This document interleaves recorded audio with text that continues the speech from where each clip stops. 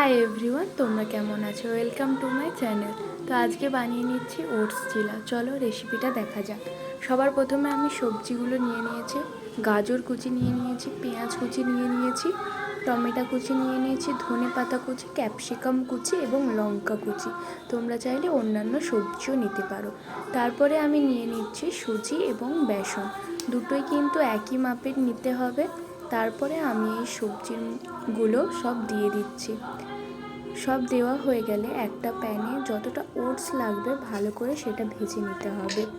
একদম লাল করার দরকার নেই, হালকা লাল হলে এবং ওটস থেকে একটা মিষ্টি গন্ধ বেরোলে গ্যাসটা বন্ধ করে দিয়ে সেই ব্যাটারের মধ্যে ওটসটা ঢেলে নিতে হবে। ওটসটা ঢালা হয়ে গেলে সেটাতে আমরা মশলা দিয়ে দেবো। মশলার মধ্যে দিচ্ছি লঙ্কা, নুন, হলুদ, জিরে গুঁড়ো এবং মিট মশলা এবং ম্যাগি মশলা। তোমরা চাইলে অন্যান্য মশলাও দিতে পারো বা লঙ্কাটা স্কিপও করতে পারো। দেন একটু একটু জল দিয়ে আমরা মাখিয়ে নেবো। একসাথে আমরা সব জল দেব না, হালকা হালকা করে মাখিয়ে নেব। এটা বেশি পাতলা হবে না, বেশি মোটাও হবে না। হালকা হালকা জল দিয়ে মাখিয়ে নিয়ে 10 মিনিট আমরা ঢাকা দিয়ে রেখে দেব। ঢাকা দেওয়ার পর দেখবো যে সুজি এবং ওটস অনেকটাই জল টেনে নিয়েছে। তারপরে আমরা সেই পরিমাণ আবার একটু জল দিয়ে হালকা মিডিয়াম পাতলা করে নেব। বেশি পাতলা কিন্তু হবে না, এটা একটু মোটা মোটা থাকবে। দেন আমরা ধনে পাতা কুচিটা দিয়ে দেব।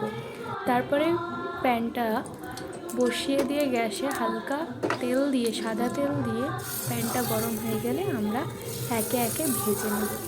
এটা কিন্তু আপনারা রুটির সাইজেও বড় করে ভাজতে পারেন বা ছোট ছোট সাইজেরও ভেজে নিতে পারেন। কিন্তু ভাজা হয়ে যখন এক সাইডটা হয়ে যাবে একটু ঢাকা দিয়ে দেবো আমরা 1-2 মিনিটের জন্য।